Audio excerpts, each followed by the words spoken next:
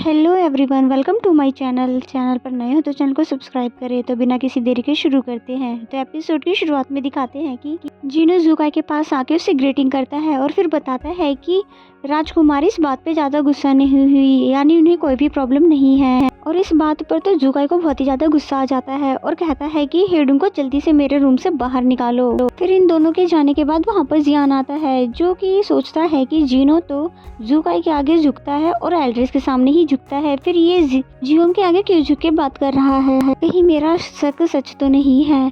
फिर next scene में हमें हेडुंग का दिखाया जाता है, जहाँ पर जीनो आकर उसको बताता है कि राजकुमार ने तुम्हें यहाँ से जाने के लिए कहा है। जिस पे हेडुंग को बहुत ही गुस्सा आता है कि मैंने सारा दिन ये इंस्ट्रूमेंट को बचाया है और राजकुमार मेरे पास फिर भी नहीं आए। फिर इंस्ट्रूमेंट की आवाज़ बंद होने पर मिली राजकुमार से मिलने के लिए वहाँ पर पहुँच जाती है। वो ये देखने आई थी कि हेडुंग को कहीं कुछ हुआ तो नहीं है, पर ज़ुकाई जैसे ही उसे देखता है तो बोलता है कि तुम चाहे कुछ भी कर लो, मैं तुम्हारे अलावा किसी और को कभी पसंद करने वाला नहीं हूँ। नेक्स्ट सीन में हमें जियान को हेडुंग के साथ दिखाया जाता है, जहाँ पर उसकी जख्मी उंगलियों पर वो मेडिसिन लगा रहा होता है और साथ ही वो उसे कह रहा होता है कि मुझे जियोम की आइडेंटिटी पे शक है, क्योंकि ज़ुकाई और जियोम कभी भी एक साथ अपीयर नहीं हुए हैं और हो सकता है कि वही ज़ुकाई हो, यानी कि वह दिन में अलग दिखता है और रात में अलग।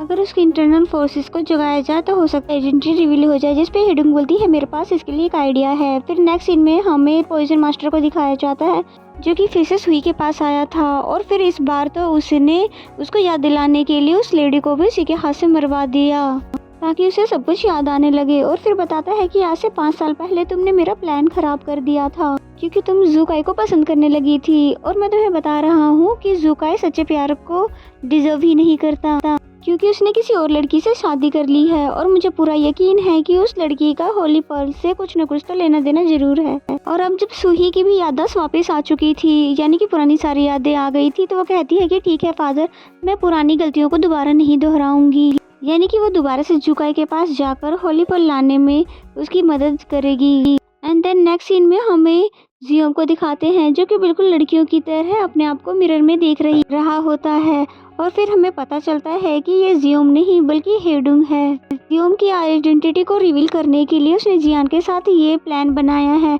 और फिर उसके बाद वो मिली से मिलने के लिए जाती है। फिर वो मिली को कहता है कि मैं तुम्हारा फॉरेस्ट में इंतजार कर रहा हूँ, जिससे मिली को लगता है कि मेरे लिए शायद दोबारा भी कोई सरप्राइज होगा, इसलिए वो सिहा से बहाना करके वहाँ जाती है। फिर उसके जाने के बाद जियोम आता है रोस्ट चिकन लेकर, जो सिहा उसको देख के बोलती है कि थोड़ी देर पहले मिली आपके पीछे ही तो गई थी, आपने ही तो कहा था उसे आने के लिए। तो ये सुनते ही जियोम समझ जाता है कुछ न कुछ तो गड़बड़ है और फिर वो फौरन से सिटी की तरफ भाग जाता है। और फिर जियोम के बहुत ही ज़्यादा ध्यान लगाने के बाद उसको प्रिंसेस की आवाज़ आती है, जो कि जियोम को ही ढूंढ रही थी। और फिर तभी हेडुंग उसके सामने आ जाती है अचानक से, जिसे देखकर मिली कहती है क्या तुम दोबारा मुझे कोई सरप्राइज देना चाहते हो। और फिर तभी वो उसको मारते हुए मिली को दूर फेंक देता है, पर मिली को तो समझ ही नहीं आता है कि जियोम ऐसा क्यों कर रहा है। और फिर तभी हेडुंग ने अपना मास्क हटाया तो मिली उसको देखते ही बोलती है ये तुम हो, जिस पे वो बोलती है हाँ ये मैं हूँ, और अब जब कोई भी हमारे बीच में नहीं आने वाला है तो मैं आसानी से तुम्हें मार सकती हूँ। तभी एंड टाइम पर यहाँ पर जियोम भी आ जाता है, तभी मिली को वो नेक से पकड़ लेती है। वो भी हेडुंग को देखकर समझ जाता है और कहता है यानी कि इन सब के पीछे तुम्हारा ही हाथ था। जिस पे हेडुंग कहती है कि ज़ुकाई एक गार्ड पर कैसे भरोसा कर सकता है कि उसने अपनी रानी को बचाने के लिए तुम्हें भेज दिया है, और अगर इस लड़की को तुम जिंदा देखना चाहते हो तो इससे पहले तुम्हें मरना होगा। ये कहते के साथ ही हेडुंग उसके ऊपर ड्रग नीडल फेंक देती है और मिली रोते हुए बोलती है कि प्लीज उसके साथ ऐसा मत करो, क्योंकि ज़ुकाई भी कुछ नहीं कर पा रहा था। हेडुंग ने बल्कि एक नहीं बहुत सारे नीडल उसे चुभाए और आखिरकार एक नीडल को पकड़ के हेडुंग के ऊपर ही वो वार कर देता है। मिली को उसके चुंगल से छुड़ाकर बोलता है कि क्या तुम ठीक हो ना, कि तभी हेडुंग उसके ऊपर एक और निडल फेंक देती है, जिसे मिली देख लेती है, इसलिए वो जियोम के सामने आ जाती है, क्योंकि वो जियोम को कुछ नहीं होने देना चाहती। और यहाँ एक पल के लिए तो उसको ऐसा लगता है कि जैसे प्रिंसेस को उसने हमेशा के लिए खो दिया है। और फिर तभी उसी निडल को वो निकाल कर हेडुंग की तरफ फेंक देता है, जिसे बचाने के लिए यहाँ पर जियान भी आ पहुँचा था, लेकिन ज़ुकाई का फेंका हुआ नाइफ उसको लग ही जाता है। फिर फौरन से जियान उसे उठाकर वहाँ से चला जाता है। और वहीं ज़ुकाई, जो कि मिली को पकड़े कुछ ज़्यादा ही इमोशनल हो गया था और अपने इंटरनल फोर्सेस पे कंट्रोल नहीं कर पा रहा था, जो कि तभी नाइट फॉर्म में आ गया। और ये सीन वहीं जियान ने भी अपनी आंखों से देख लिया। और वो जियोम की असल आइडेंटिटी को जान जाता है। और इससे पहले कि जुकाई का ध्यान मिली पे से हटता, वो फौरन से हेडुंग को वहाँ से उठाकर ले जाता है। और फिर जियान के जाने के बाद जुकाई कहता है मिली से कि पागल लड़की, तुम्हें मेरे आगे नहीं आना चाहिए था। एंड देन नेक्स्ट सीन में हमें मिली को महल में दिखाया जाता है, जहाँ पर डॉक्टर ने उसे चेक करने के बाद बताया कि मैंने इस बॉडी से सारा जहर निकाल दिया है, इसके जान को कोई भी खतरा नहीं है और ये बहुत ही जल्दी होश में आ जाएगी। दूसरी तरफ जुकाई भी बहुत ही ज्यादा जख्मी हो चुका था, लेकिन बेहोशी की हालत में भी उसके मुंह से सिर्फ मिली का ही नाम निकलता रहा। और मिली को जैसे ही होश आता है तो वो जियोम के बारे में पूछने लग जाती है, जिस पर सीहा बताती है कि आप उसकी फिक्र ना करें क्योंकि मिस्टर जीनो उसका ख्याल रख रहे हैं। जिसके बाद वो बोलने लग जाती है कि तुमने कमरे की लाइट्स ऑफ क्यों रखी है, कमरे में इतना ज्यादा अंधेरा क्यों है। जिस पे सीहा बोलती है सारी लाइट्स तो जल रही है, यानी कि सिर पे निडल लगने की वजह से मिली ने अपनी आंखें खो दी थी। एंड देन नेक्स्ट सीन में हमें जियान का दिखाया जाता है, जिसने हेडुंग की जान बचा ली थी।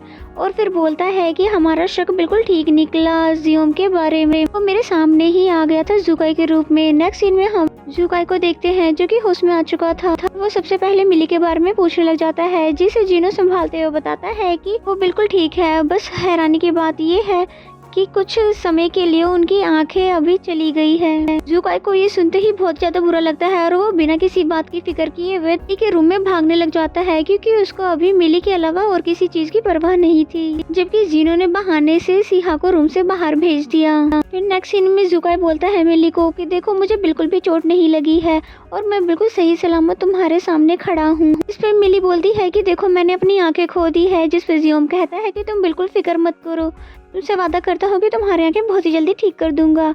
उसने अब मिली से वादा तो कर लिया था, लेकिन वो जानता नहीं था कि वो अपने वादे को पूरा कर भी पाएगा कि नहीं। नेक्स्ट सीन में जुकाई अपने रूम में आने के बाद जीनो से कहता है कि इतने समय से हेडुंग हमारे पैलेस में ईमा बन के रही और ऐसा हो ही नहीं सकता कि इसमें उसका कोई पार्टनर ना हो।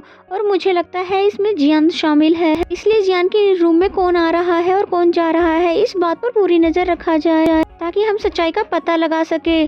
फिलहाल तुम राजकुमारी को मेरे रूम में ट्रांसफर कर दो, क्योंकि उसका ख्याल मैं खुद ही रखना चाहता हूँ। फिर नेक्स्ट सीन में जियान का सर्वेंट जैसे ही उसके रूम से बाहर निकलता है, तभी बैकी उसके पीछे लग जाता है और उसका पीछा करते हुए जिन ने भी उसे देख लिया था। और फिर ये बात फौरन से जाके जिन पॉइजन मास्टर को बता देती है और पॉइजन मास्टर समझ जाता है कि हो ना हो इस जियान ने हमारे पीठ पीछे जरूर कोई ना कोई खेल रचाया होगा। फिर नेक्स्ट सीन में जीनो मिली को जुकाई के रूम में लेने के लिए आया हुआ था, जिस पे मिली मना कर देती है। इस पे जीनो कहता है कि ये राजकुमार का हुक्म है।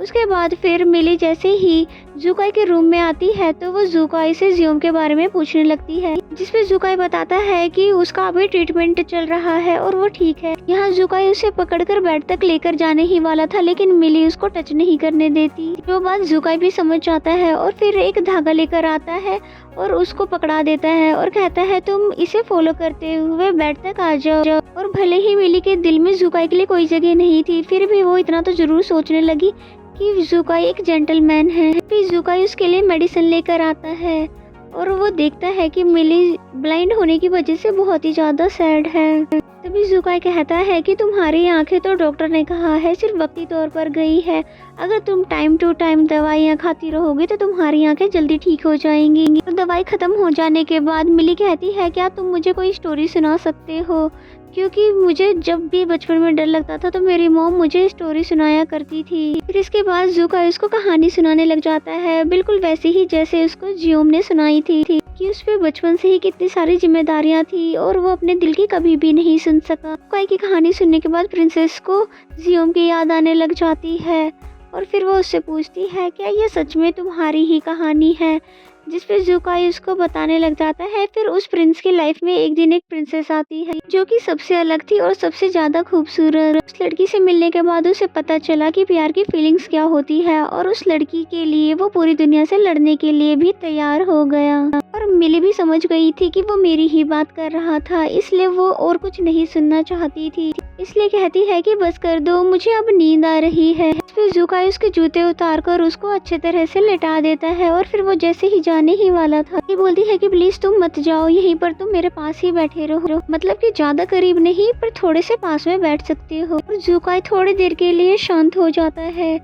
तो मिली को डर लग जाता है और फिर वो उसका नाम पुकारने लग जाती है, जिस पे जुकाई बोलता है कि मैं तो यहीं पर हूँ तुम्हारे पास ही। वो जानता था कि मिली मेरा हाथ नहीं पकड़ेगी, इसलिए वो अपने बाल पकड़ा देता है ताकि वो उसकी मौजूदगी महसूस कर सके। और इसी प्यारे से सीन के साथ ये वाला एपिसोड यहीं पे खत्म हो जाता है।